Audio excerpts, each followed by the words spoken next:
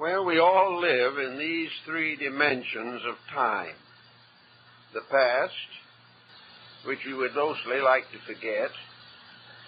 The present, which is most uncomfortable. And the future, which is rather abstract and dim. So in these three dimensions of existence, we try to find a philosophy of life that will help us to capitalize on the various liabilities that are accumulated along the way of life. One of the problems that many older people suffer from is too good a memory of the past. As they grow older, the intervals between youth and age gradually fade away. But many of the episodes of early life become increasingly unpleasant or tension-ridden as we've tried to not remember but cannot actually forget our own past. I think we should all begin to understand the past as a kind of laboratory in which a great many experiments were made. Some were useful, some were useless. Some have advanced our destinies, and others have definitely damaged us. But the past is a long way off, and actually there is nothing the human being can do about it in most cases. He would like to forget, but he cannot. But instead of forgetting, he should begin to remember in terms of lessons, in terms of experiences and adventures that have contributed to the major episodes of his career.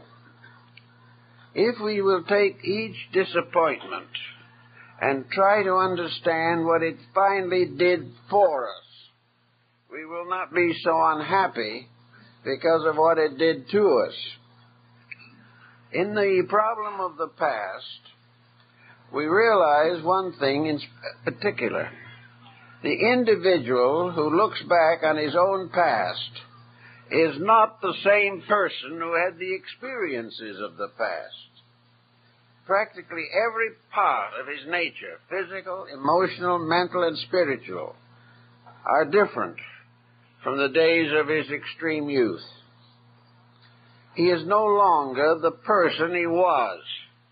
He is now struggling as hard as he can to become the person he wants to be. But in the interval, he may blame himself and go through a series of traumatic circumstances because of the mistakes he made while he was young. As he is not the same person, it is difficult for him to judge his own past. It is almost as difficult as it would be for him to judge someone else's past. According to our natures and temperaments, we use the past in various ways. One of the usages is to excuse our present weaknesses, or to explain why we are not doing better now. This part of the excuse mechanism is not relevant. The individual who has gone through an important conglomerate of experiences has had very valuable opportunities to learn. At the time, he could not use these opportunities. He was too much involved in them. But now, looking back over a period of years, he can gradually put his own life in order. And nearly everyone past middle age has some part of this problem to face. He must gradually transform the years that have passed into lessons, opportunities, realizations, and discoveries. He should not go on blaming himself forever for his mistakes, nor should he try to excuse the condition of the present time on the ground of an unfortunate or distressful childhood. There is never any excuse for the individual to be what he was yesterday or be what he was many years ago, except to learn. and to try to use these experiences as excuses for present peculiarities is a waste of time. It is very good to remember the past for what it has done to help us to grow. And the things that have helped us the most are the things, probably, that we most resent. We have to recognize the importance of environment upon our personal characteristics. Also, as we go back over past within ourselves, we become involved in the past of the collective to which we belong. Those who can remember back 40 or 50 years remember back to a way of life that is practically extinct. They remember conditions and circumstances which just no longer exist. And in many instances, they continue to bring forward into present conditions old policies that are no longer workable. Thus, we have the very conservative person who is constantly regretting that the past no longer dominates his personal life. He wishes he could be back in an environment of 50 years ago, when things seemed more honest, where the world seemed to be more reasonable, where opportunities to live were more simple. All these are nostalgic remembrances of past times.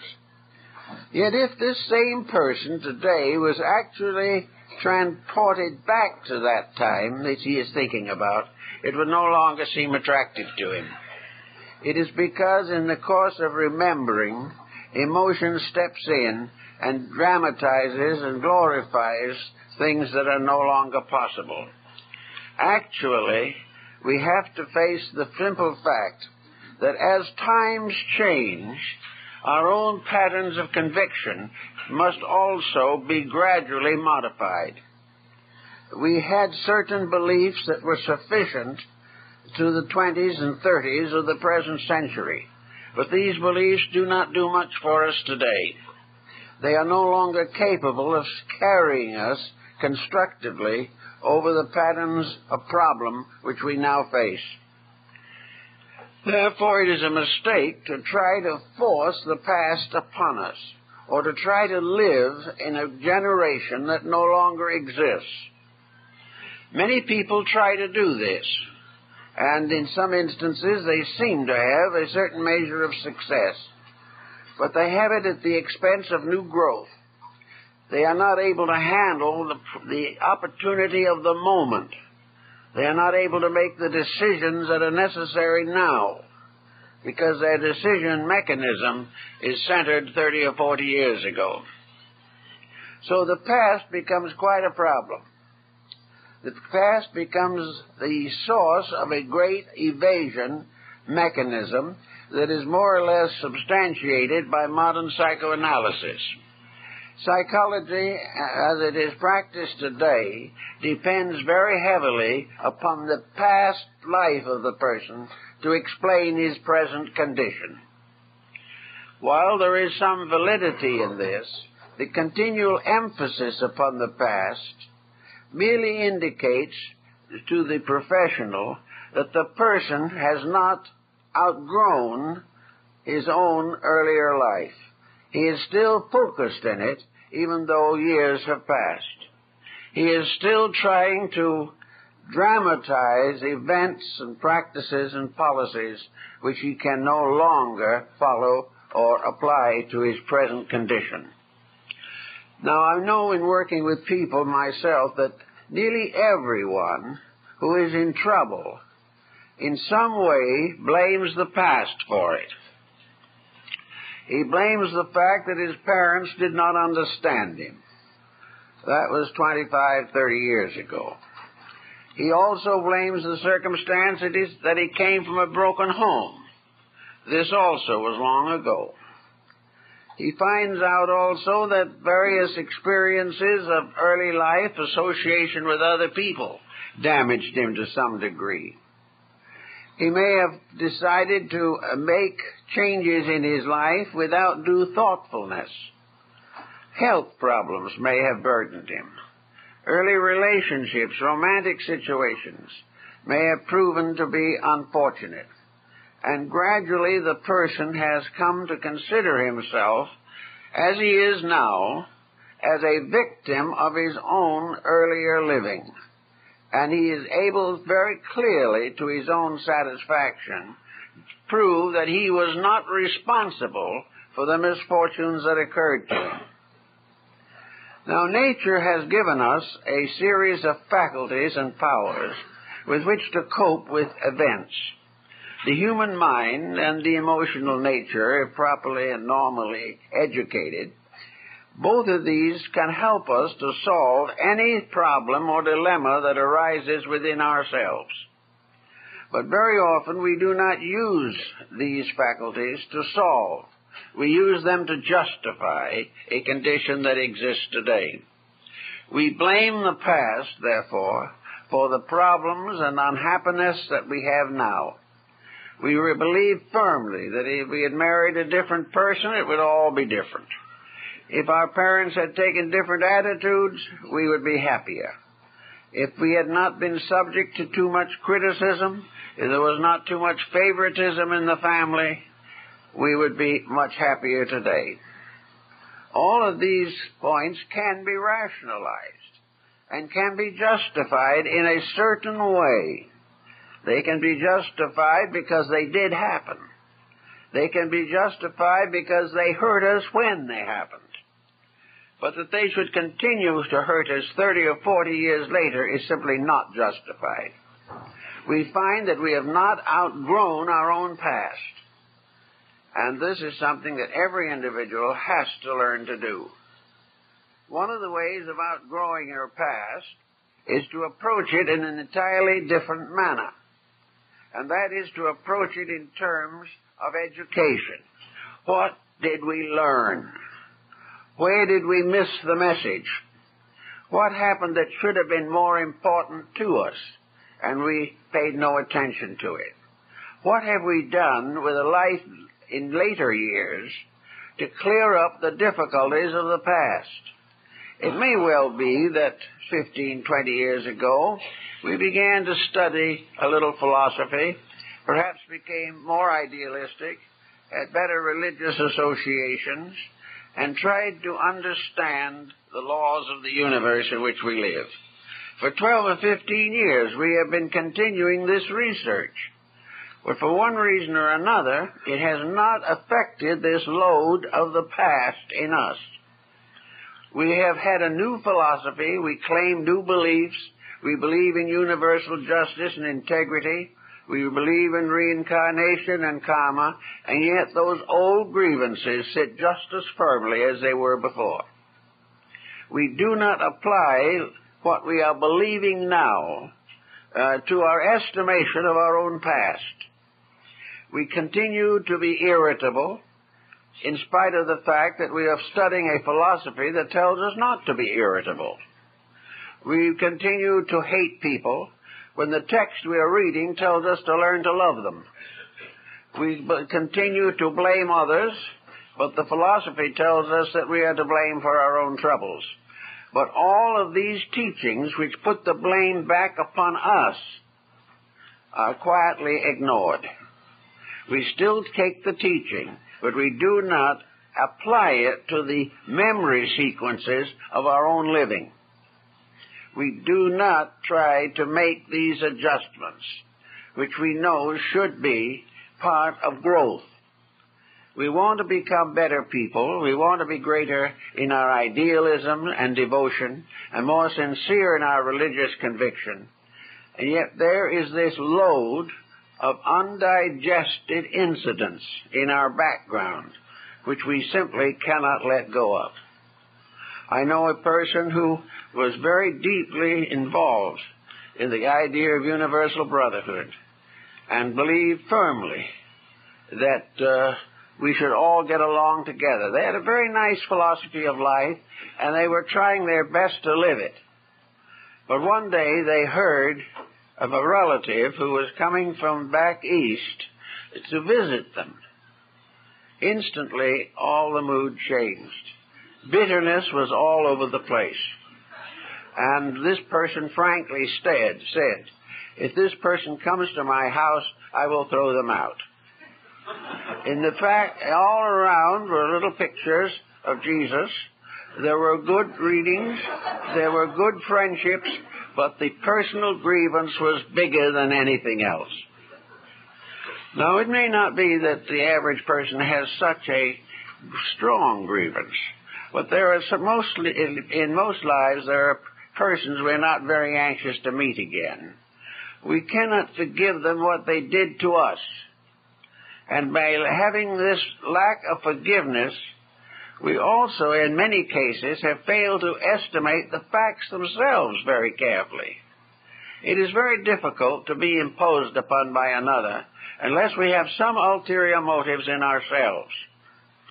If what we are trying to do is to promote our own interests at the expense of other people, it is very likely that we try to do this and injure them. Then when they react, we are miserable. But we forget entirely what our own motive was. So to go back and study these things, it is necessary to get a good separate look and be able to really try to clear this memory stable of all the evil and negative thoughts that are there. It's a real project.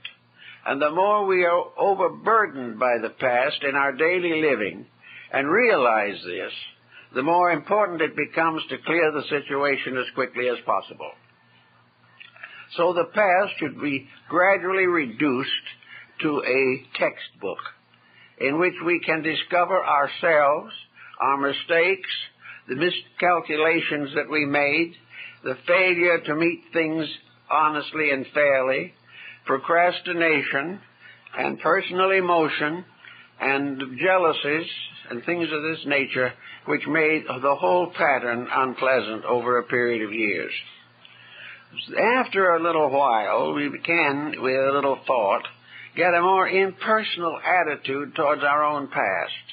After all, it's gone. We are not going to gain anything by holding on to it dramatically.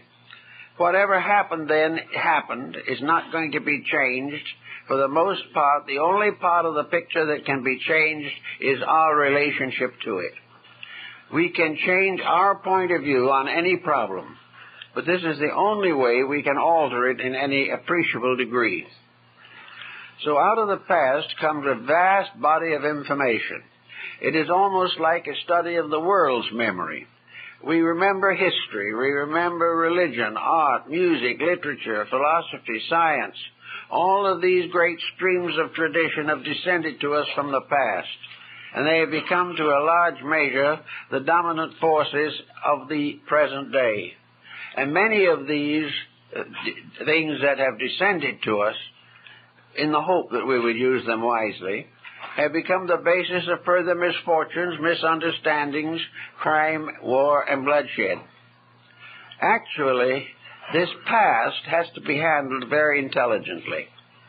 And for most persons, the only past that they really can work with is themselves, because they are the only person who actually knows what they thought and how they felt when various circumstances arose.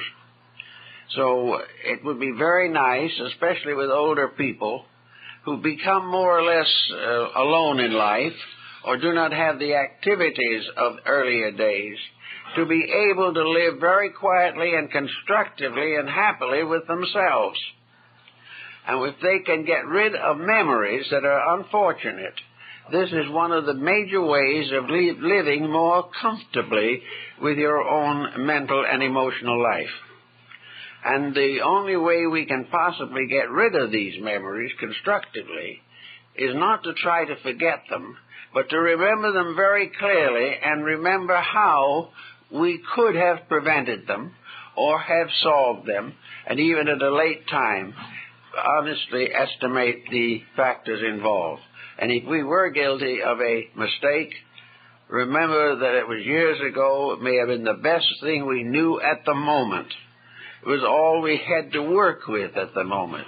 We had no discipline over the various attitudes of our minds and hearts, so we reacted perhaps unfortunately. So we are in the presence of an unfortunate situation due to lack of maturity.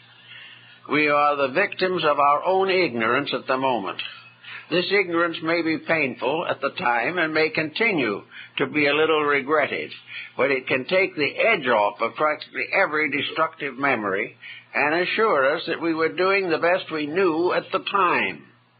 But now, from a longer perspective, the great lesson, the real meaning of the incident, can be estimated and become part of soul growth and soul power within our own natures. There is no reason why we cannot make the experiences that have troubled us the foundation of a new enlightenment, a richer relationship with conditions as they really are. So out of the past, we come and move into the present. Now, the present at this time is a unique immediacy. It is probably something that we have never quite experienced before and may never experience again in the long cycles of living. This tremendous emergency in which we are now functioning. We are living in a time in which a lot of old blackbirds are coming back to roost under our eaves. Mistakes that we made in the past collectively are beginning to move in on us. Habits that were wrong affecting nations and races and societies. And nearly every negative emotion or attitude that has troubled us in the past is being thrown into our faces again. This is because we didn't solve it in the first place, and this is the second place, and the second place is now. So the immediacy is a time of tremendous value to us. It is a time in which we should do everything possible to become correctly informed about the conditions under which we live. It is not any longer reasonable or proper to simply throw blame around. It is easy enough to accuse everybody of everything, just as we in the past personally may have accused people of wrongdoing which was really our own fault. But this problem of throwing blame around is of no value to us. The average citizen must face the simple fact that he is not going to be able to control the fate and destiny of the world in which he lives. The only way in which he can try something is usually violence, which only complicates and dramatizes and injures the values involved. But we are here as private citizens. We are not going to be here for the whole of the pattern in most probabilities, unless we are quite young. We are here and we are learning something, and then we are going to retire before the final decisions are given. These decisions we will catch up with at a later time. But at the moment, we are working to try to prevent the world as it is from damaging the inner life of the individual. He may face the physical circumstances, but he cannot afford to allow the problems that are occurring to acidify his inner life. He cannot become a hater or a doubter or a cynic or a skeptic or an activist simply because the world is in trouble. Here again we have a great problem to face, the problem of learning to live according to the inner part of our natures. Gradually, in the last 25 years especially, we have given every emphasis to material things. We have made the comfort of the body the most important of all considerations. We have also developed the idea that minds are not made to think with, minds are made to be entertained by. Also, the emotions are not something to stir up some really constructive values in our lives. Our emotions are simply gratifications of various tensions, pressures, and stresses within our own psychic constitution. Therefore, today, we are living on the outside of ourselves. We are living on the outside of human society. We are living on the outside of a small planet on a very small solar system. and that with all this limitation upon ourselves, it should become more or less obvious that we are not here as individuals to make the tremendous, stressful efforts to change the world.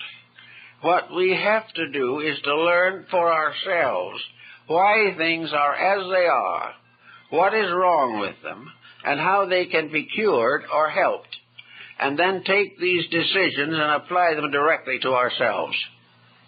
In other words, we have to adjust to an environment which can be traumatic.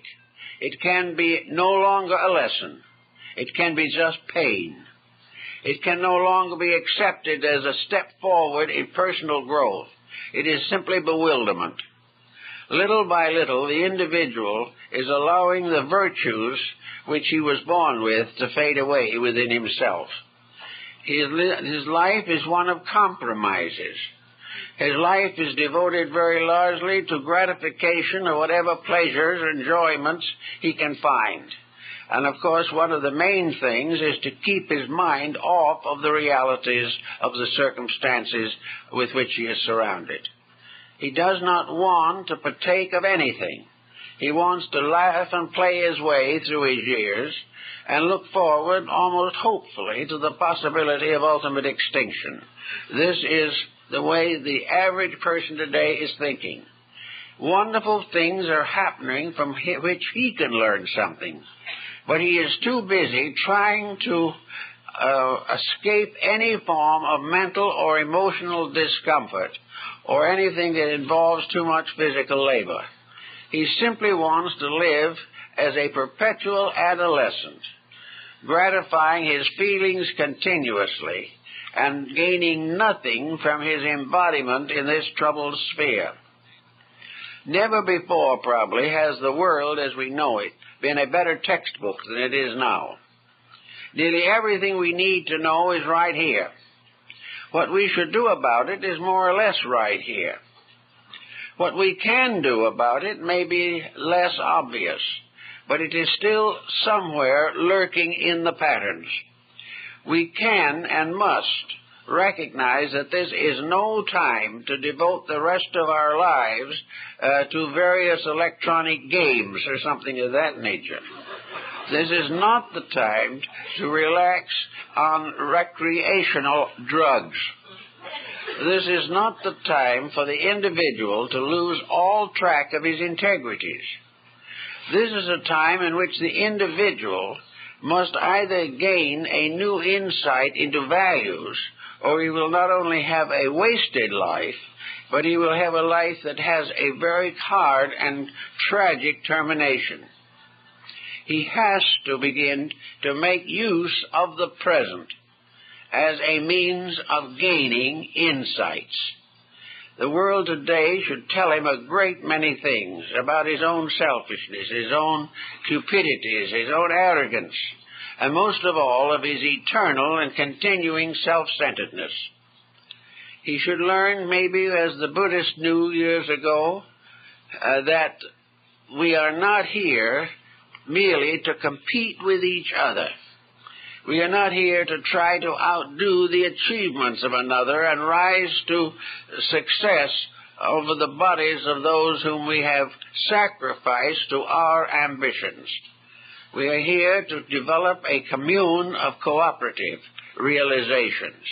We are here to learn to live together as friends, as neighbors, and as workers toward a common goal, the improvement of society. If we continue as we are, with no one really caring about trying to do anything about anything except to be as comfortable as possible, the situation will go worse and worse, and little by little the karma of negligence will descend upon all of us. Then the interesting fact of the problem comes into focus. Even though a major disaster should occur, and we hope it won't, the individual who is right inside will not only survive, but will find that he can handle the problem to his own need without great tragedy or trauma. If the person is right, if the person is sound in his own convictions, the circumstances around him cannot shake him from his foundation. If, however, he has no foundation and is just living from day to day, hopefully or regretfully, he will find in an emergency he has nothing to depend on. He will simply be a shipwrecked character in a sea of trouble. So it is very necessary for the individual to begin to use constructively and with dedication the faculties with which he has been endowed. Each person should be a little island of honesty in this sea of competition. Each individual should do what he knows inside himself to be right. And he should also realize that he was not put here to waste time. He was put here to learn something. And if he learns it, he will live.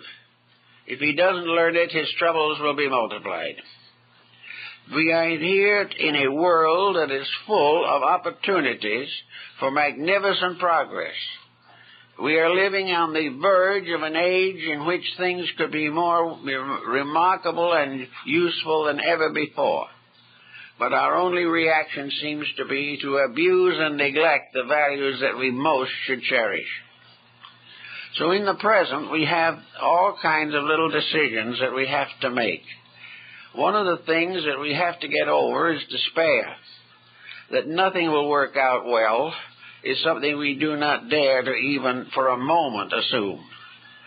But today we find something interesting and a little dangerous.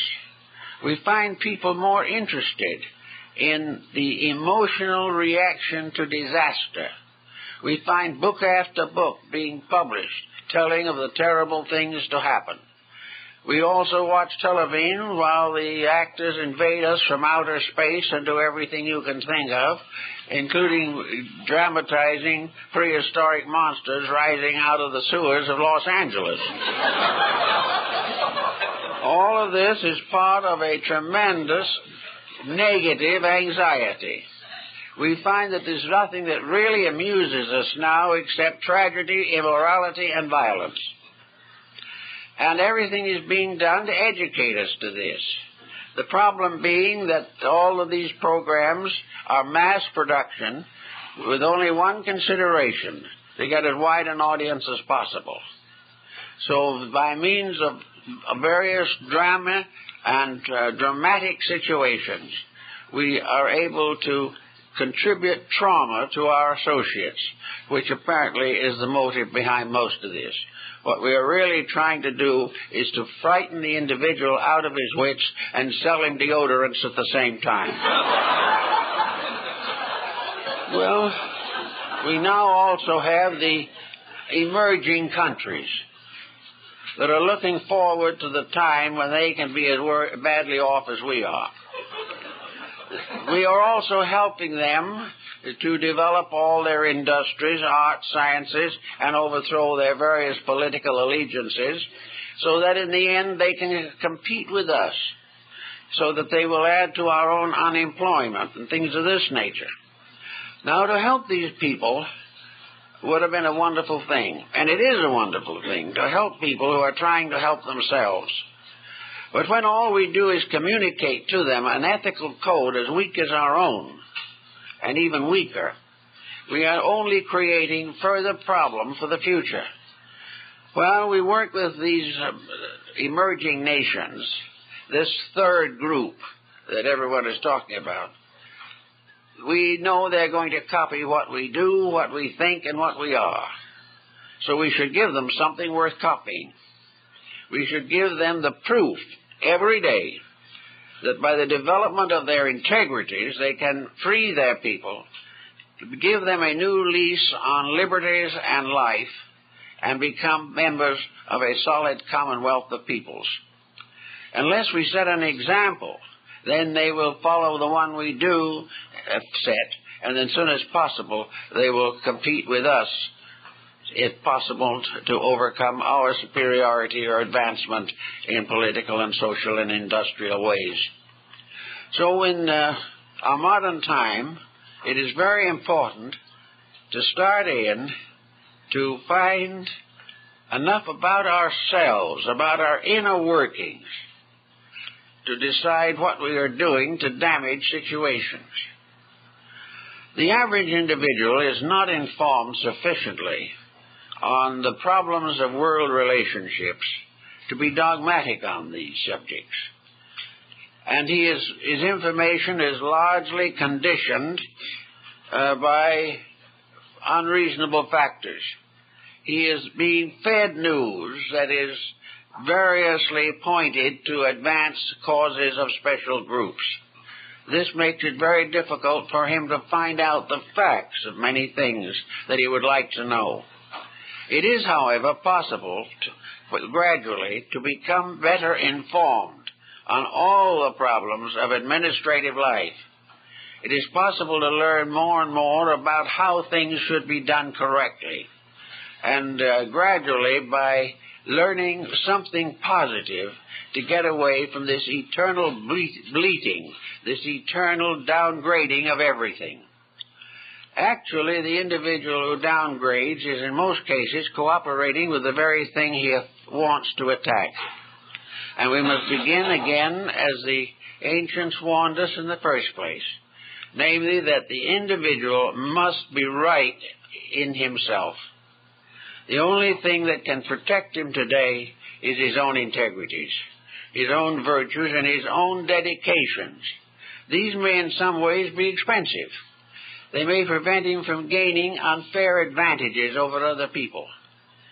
But he is here today and gone tomorrow. And when he departs from here, he is going to a place where value is everything. He is going to face an eternity of integrities, ill-prepared for the journey. It is much better to realize that he must be right here as more important and more permanent and more reasonable than any compromise he can possibly make. Compromises can bring him maybe through this material cycle he is in.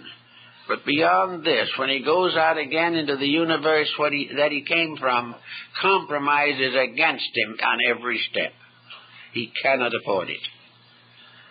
Now, being a fact that it's an educational sphere in which we now find ourselves, a little of the time that we have been wasting trying to forget where we are and what we are should be devoted to a careful study, as far as possible, of matters of importance to us. If we find in ourselves blind prejudices on certain fields, then it is our responsibility to ourselves and others that we dig into the subjects against which we have prejudice, study them thoroughly, become proficient in them, and find out what the facts really are. Anyone who merely speaks without knowledge or thought is simply contributing to the common degeneration of human hope and faith. Also in these days, we do note a strong revival of religious interest. This is very good. Religious interest is something that is perhaps one of the best symptoms that we have at the moment. But it is also true that religions are not actually living what they teach. In most cases, religions are sectarian, and they have become gradually more and more competitive. The result is each religion is composed of persons who believe that they alone are correct, that they are better, wiser, and more virtuous than any other faith or any other belief. This leads to the weakening of the general texture. We have in the world today a block of about 3 billion people who claim religious allegiances or convictions. The only way in which they can prove their religion is by working together. If they are one united group, putting the principles of religion above all sectarian denominational differences, they could be the power that changes the course of history. they could achieve the thing that is necessary, the proof that the higher truths and ideals of mankind work together, whereas ignorance is competitive. Religion, therefore, could be and should be, and we hope will be, a basis for a union of peoples, and that gradually we will rise above all creedal conflicts. We will rise above all efforts to decide which is the holiest among us, and realize that the holiest among us is the one who is servant of all. Under this concept, we are developing more and more religious consciousness. Religion is coming back, and let it come back this time embodied in a true spirit of world brotherhood, and not come back again to fight over the various creeds and constantly try to convert people from one faith to another. What we do not need is conversion. What we really do need is dedication to human need. If we get more of that, the religions will flourish as never before. Now, out of all of this problem and everything that has to do with it, we come to another situation that's more or less important. Where do we go from here? Now, the future is a mystery and always has been. No one is quite sure what the future is going to be, but there are some major thoughts on the subject. The future is part of a great pattern in space. It is a constant motion, and Zen tells us something about it, and so does Taoism in China. The future is a dimension of realities. The future is the inevitable consequence of the past working on the present and continuing its procedures. Therefore, a good future must be more or less predicted from the accomplishments of now. If we have an alcoholic who refuses to modify his habits, we can predict a future for him. We will predict that he has, in due time, come to the end of his rope. He will have delirium tremens, and in a reasonable number of years will die an alcoholic, because he has no intentions of changing his ways. Now, as we look out upon the world around us, if nobody does anything to change things, the future will be the extension of the present. It will be the various harvestings of the crops we have planted. It will depend entirely upon the foundations that we have built, what the future will be. Now, in looking at it on that basis, we realize that we are passing on to posterity the worst dilemma man has ever known. There is nothing that we can really reasonably hope will go well unless we change some of the basic practices which are keeping it in trouble. We will never be able to fight the war that will end in peace. There's just no hope of this. We will never be able to exploit and exhaust our natural resources forever. They are expendable. We can never accomplish by any means processes or policies which are amicable to survival. We cannot hope that the future will suddenly change into a beautiful dimension. We cannot believe that unless we change things now, the future will be any better. So in the future, we see all kinds of achievements. We see people thinking in terms of extending the length of life to 150 years or more.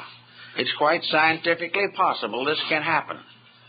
But what will it do if the world is the same as it is now? We will simply have longer time to suffer and pay taxes. And this has very little to offer us in the form of joy. Also, what will happen to people in the future whose education and development is for things as they are?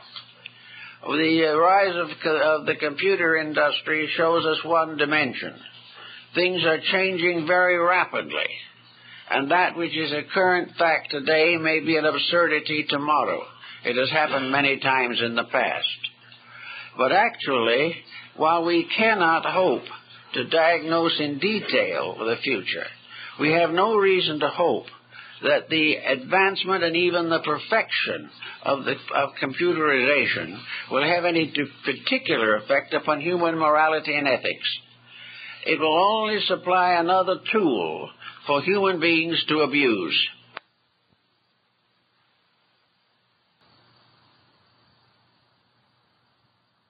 People in the future whose education and development is for things as they are. The rise of the computer industry shows us one dimension.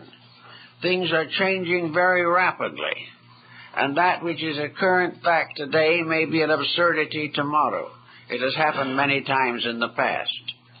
But actually, while we cannot hope to diagnose in detail the future, we have no reason to hope that the advancement and even the perfection of computerization will have any particular effect upon human morality and ethics.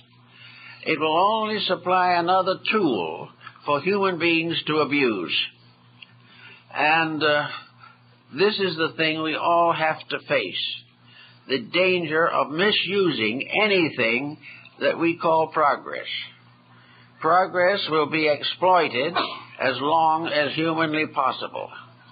And this exploitation will continue as long as an educated, scientifically trained humanity remains colossally ignorant. This type of situation cannot produce any permanent result in the future if all we ever do is find more ways of commercializing what we call advancement and progress. We are in the midst, therefore, of a situation in which the only possible answer lies in the changing of policy. The changes must come here if they are to affect things which belong here and will remain here. The individual himself must begin to plan and build a future. He must decide what he wants to do, for example, with the rest of his present years. So for many people, the first step in the problem of the future is to plan the next 10 or 20 years.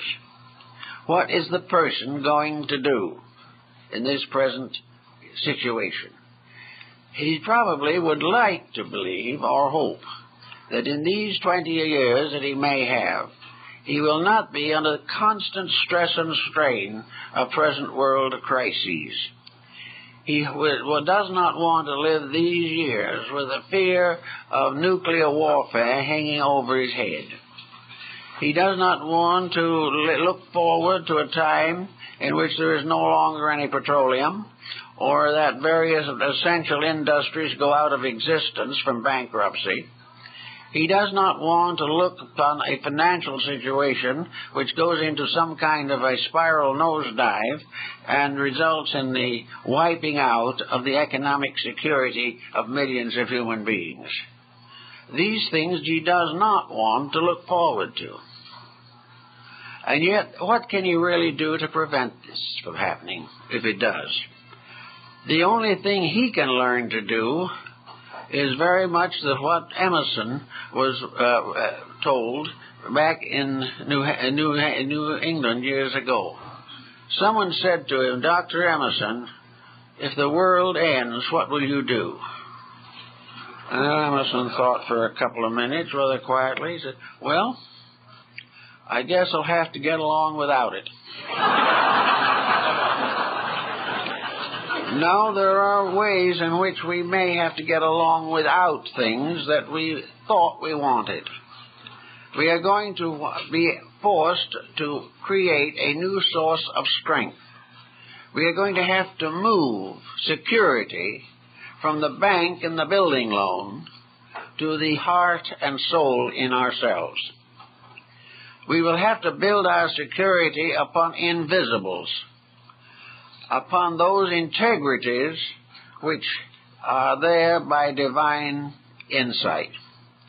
We will have to return the world very largely to the spiritual foundations upon which it was originally built. We are going to have to allow the divine plan to operate and take our refuge in that, to take our refuge in the law, rather than in the dangers and insecurities of present living.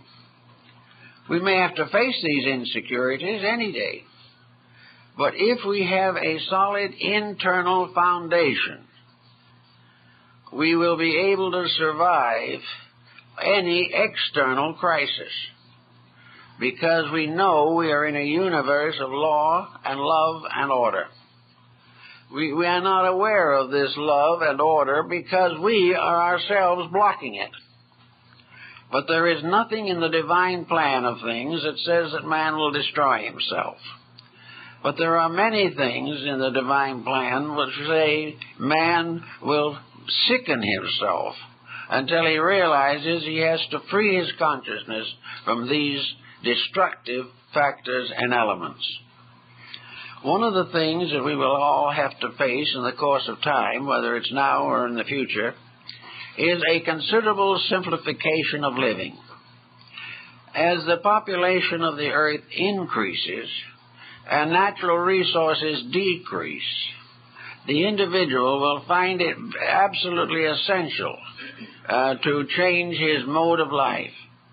The profit system as we know it today cannot survive the end of our resources and our basic natural wealth. If we exhaust the major sources of wealth, we cannot continue to use wealth as the basis of our calculations. We are going to have to learn to find out that the great profit that there is the profit of growth, the profit of hope, and the profit of simple, gentle, cooperative ways. I know many people who say they would love to be students. They'd like to think about things. They'd like to release their artistic instincts or do all kinds of creative self-expressions. But they cannot because of the pressures of circumstances around them. Nature is going to remove those external pressures as rapidly as the individual is willing to dedicate himself to the release of his own internal integrities. The individual is responsible. He is responsible because in the very heart and soul of himself, he is convinced that visible things are real. Therefore, he wants all he can have of them. Invisible things he's not sure of. And if he must sacrifice something, he will sacrifice that which he does not know to the accumulation of that which he wants. This type of thinking has always more or less dominated human relationships. But it is getting to the point where it cannot endure forever. We are on a very technically critical point in our development of future policies. Everything in the future is going to run to simplification.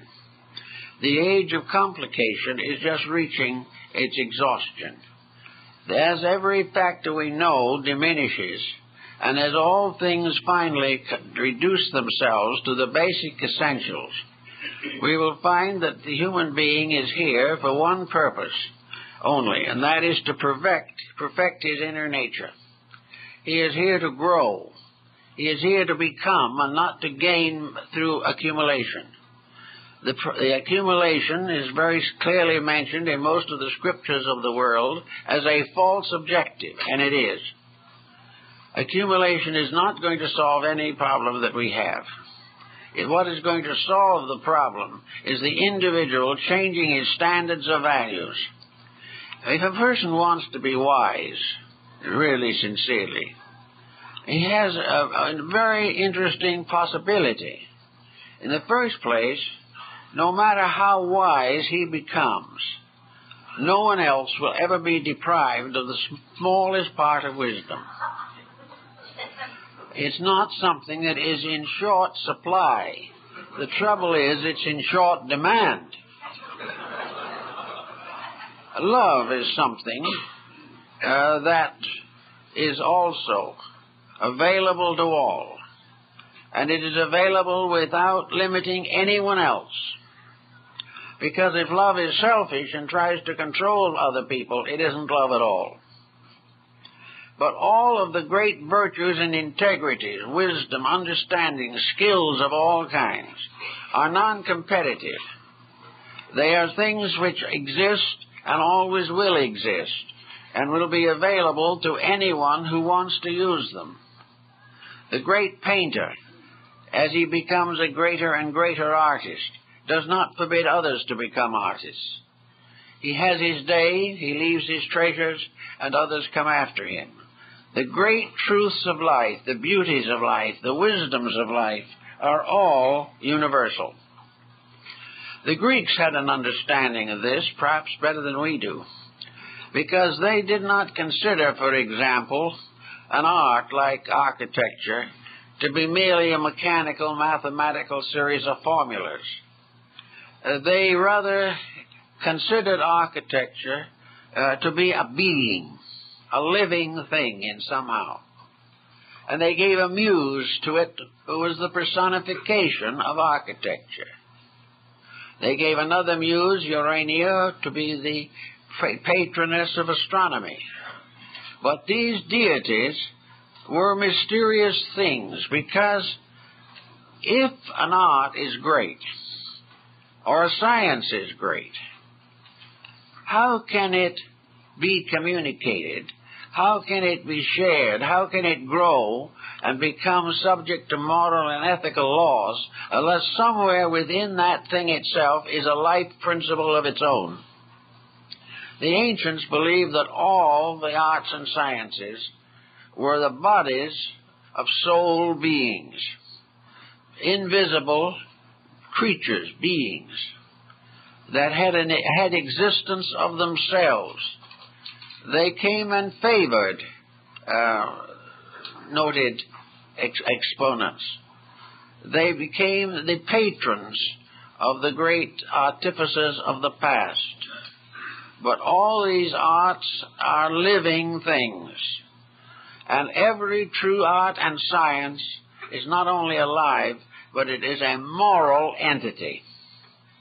Every art or science that exists will destroy that which corrupts it. If it is misused, it will turn upon the one who abuses it. If it is used falsely, it will destroy itself and those who practice it falsely. For each art, science, way of life, every problem that a human being needs is controlled by law.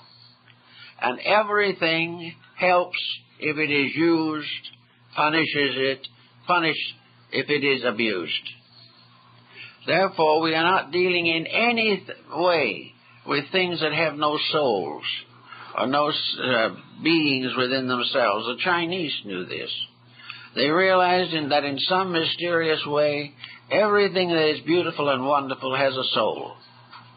Arithmetic has a soul. History has a soul. But if we continue them only as being mental agencies of our own creation, we have no way of controlling them. What we do not realize is that these beings exist long beyond our lifespan. Art has been with us from the beginning and will be with us to the end. It has come largely in proper form to those who used it wisely. Those who wanted to exploit art nearly always missed being great artists. The art that is exploited turns upon the one who exploits it. And when a world develops an art based upon selfishness and cupidity, that art begins to tarnish the reputation not only of the artist, but of the whole civilization. Nations have fallen because they have lost the realization of beauty and integrity. So all of these departments, according to the ancients, were alive, really beings. And as such, they were of the greatest significance and value to those who served them wisely. Every great exponent of knowledge is a dedicated person. And according to the measure of the dedication, such will be the measure of the accomplishment. So we have to recognize that in building the future, that there are two futures to be considered. Our personal future, which has been in our own hands since the beginning and always will be, and the collective future, which is fashioned gradually out of groups of persons who have achieved individual integrity. The golden age we look for is an age in which individuals themselves have been converted to the principles of integrity and honor. Until that time, the struggle must go on. We've seen what happens in all different walks of life with the exploitation and abuse and misuse of resources. We know also that misuse has a wide aura around it. Misuse results in the spread of defeatism. It causes the rest of the world to wonder if anything is any good. It causes us to doubt those closest to us, simply because under the present system, ulterior motives may show anywhere. Now, nature has ways of helping this situation along. Nature says that where integrity fails in a nation, the collapse of that nation is inevitable. If integrity fails in the individual, his own problems become unbearable. There is no question in the world that a person who abuses, misuses, or neglects the proper use of his own faculties is going to suffer physically as a result. A large part of sickness today is the result of nature reminding us that we're not doing it right. Sickness in many ways is inevitable among those who go around criticizing and condemning, running up acidity at a great rate, who are locking their minds to true progress, and in this way destroying the proper eliminational processes of the body. In every case, the person who does not live right will suffer from the consequences of living badly. This constitutes an incredible rise in every type of psychological ailment. We are a race today of nervous wrecks, not because anything is really that bad, but because our reactions to the problems that need solution are so poor and so helpless and hopeless that they continue to contribute to our discomfort. Years ago, there was quite a furor of thinking on a constructive level. The idea that the mind should think hopefully on most every situation that arises. That the mind should reaffirm to itself constantly that deity is in its heavens and all is basically right with the world. And the part we don't like about it is part of the rightness we've got to learn to understand. But gradually this idea of trying to see good in things has been turned into a kind of a Pollyanna attitude in which we don't think things through, we just simply gush a little optimism. Actually, however, if we have to do something, I think we should try more and more to cultivate the tendency to seek for and find something constructive in the things that happen to us. Sometimes that's going to be difficult. Sometimes it may be impossible at the present stage of our integration. But in many small matters, at least, it is perfectly possible to view difficulties as opportunities. The day when we didn't want the visitor and the visitor showed up is an opportunity not to be disconcerted or irritable, but to hunt for some new value that we are going to share with that other person or they're going to share with us. Everything that happens can have some kind of meaning if we are looking for that. If, on the other hand, we are aware only of what is wrong and neglect all else, we are much in the condition that was described by Socrates in his allegory or parable of the glass of water. Socrates had a glass half filled with water, and he explained to his disciples that an optimist looking at the half glass of water would say that it is half full. The pessimist would say it is half empty, but it is the same. Now, the pessimist in life is the individual who sees the empty side. The optimist is the one who sees the fullness of some part of it. And each of us could begin to develop a little optimism about things we can control. We can become a little wiser managers of our own affairs and lives. We can become a little more self-reliant.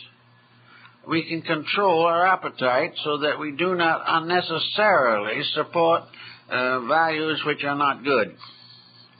All around, this is going to have to happen. Now, actually, if we begin to be discriminating, this will result in a considerable conservation of natural resources. If the individual is thrifty, is economical, practical, and careful, does not fall for all the glowing advertisements with which he is surrounded, if he lives within a reasonable pattern of responsibilities and financial integrities, he will save considerable money, and he will also have more time to do constructive thinking. We are so now tied to the idea of enjoyment that we really believe that this world was created just for fun. And that's the strange part of it is that everybody says it's funny, but very few people are having any fun. What we call fun is desperate extravagance of one kind or another to make up for a constant boredom within ourselves. So if we go into the future now, what kind of a future are we going to visualize? Because we have to visualize something, or it will not happen. Now, each person can have his own future, because each individual has hopes that are his own. But various systems of thought and so forth have had prophetic attitudes on this problem of the future. In the prophecies of Nostradamus, he brings into focus the Paraclete, or the Prince of Peace. And he says that this being, or this principle, it doesn't necessarily have to be a person, any more than arithmetic has to be a person, but it is alive. But the Paraclete, or the principle of world peace, should arise among the nations of human society shortly after the end of the present century. That in the beginning of the 21st century there will be a major variation in our policies. That we will by that time reach a condition in which we will realize that true joy, true happiness, true insights and understandings are being completely blocked by what we call success. And as a result of that, success is destroying society. But Nostradamus was convinced that there was going to be a great reformation of human society, that the way of the future was inevitable, not only from the standpoint of prophecy, but from the standpoint of analysis of the physical facts of living, that gradually and inevitably humanity is going to accept the destiny for which it was originally intended. And that destiny was to understand and unfold internal potential. That this is going to become the great fad of the future. That it's going to gradually take away from us all the miseries and misfortunes of our modern educational system. It is going to put education where it belongs. A dedication to discovering those things which will contribute most and most immediately to the improvement of humanity. That education is not going to be merely theoretical. That the education will include a means of culturing the inner life so that the soul for the first time can show its face in this world. These changes must come, and everyone in their own heart and soul would dream of a future in which the evils we know would no longer exist. Well, if the evils no longer exist, there's only one reason for that. We will have cured them. We are hoping maybe the sky will open and some mysterious divine power will wipe out calamities and bestow upon us joys which we have not earned. This seems rather remote. The power that will bring us the golden age, the divine principle which we hope will come to us, must come through us. We must make our own dedications and our own associations with life and make them so that they will endure and carry on. Actually, we have another interesting problem in our dimensions of time. And this particular phase of it is pretty well discussed and thought through by the Greek mathematicians. What is today, now, tomorrow will be the past. What was today the future will tomorrow be the present. All of these time patterns, under the guidance of wise old Cronus with his scythe and hourglass. The whole problem is relative. We are in the moment only at this moment, as Zen points out. There is a now, and strangely enough, this now is a forever in itself. All past and future are flowing around the concept of the only reality, which is now. The past is gone, dead, a dream. The future is unlived and to a large measure unknowable and is merely the abstract substance of things hoped for. Past and future are strange, intangible divisions of eternal time. Now is the moment that is of the greatest significance and is the great reality. For things that happen must happen now, regardless of when that now is. They must happen in the very presence of a reality. Therefore, things that happen that are solutional are real. Those things which are hopes or fears are not real. The reality is now, and the conduct of our own lives now. Everything that is important to us must impel us to immediate action. It must give us the courage to make the changes in ourselves, in the only dimension that is real, now. Actually, now will be the moment when we make them. It's a question as to whether the now or the making of them comes first. But at the moment we do it, we come to now. Until we do it, we are in fantasy. We are in fantasy as long as we say, tomorrow I will be better.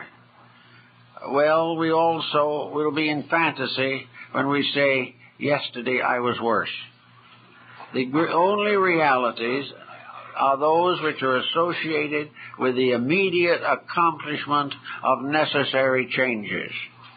And for the individual, the accomplishment of necessary changes begins when he decides to make them. The moment he makes these decisions and puts them into action, he changes both the past and the future. Of the past, he escapes from its terrors. Of the future, he builds foundations under its hopes. The person was, is, and will be, according to the motion of his own consciousness, through the past, the present, and toward the future. Therefore, we all want a better future. To many religious people, the better future is a world beyond the grave, in which things are beautiful, in which all the sorrows and miseries of this life are left behind. But there is more to it than that. the individual moving into any dimension of life, here or hereafter, must take with him what he is. And until what he is compatible with his hopes, he will not find the peace, happiness, and understanding that he desires.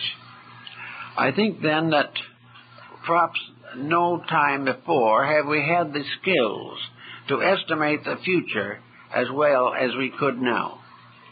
We now have the facilities of measuring the commodities of life. We know how much oil there is still in the ground. We know what life forms are becoming extinct. We know everything that is necessary to the gradual acceptance of the challenge of that which is right. We don't have to wait until the last tree is gone before we decide it's time to save the timber. It's no longer necessary for us to reach a point where the only locomotion possible is a bicycle because the oil is all gone. We should not have to face these emergencies in this way. If we begin by conserving, we begin also by turning creativity into new channels of solution. As long as we can get away with what we're doing, things will not change.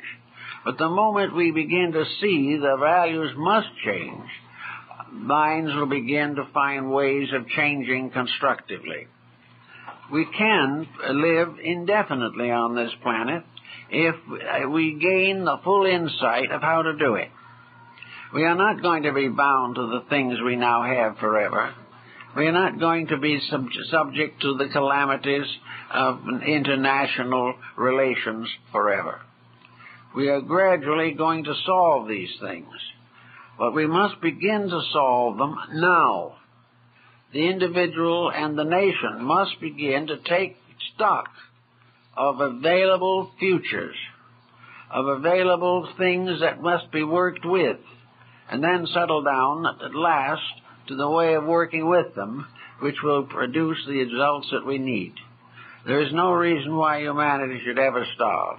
There are many, many forms of food and many ways of maintaining the body that we know nothing of today.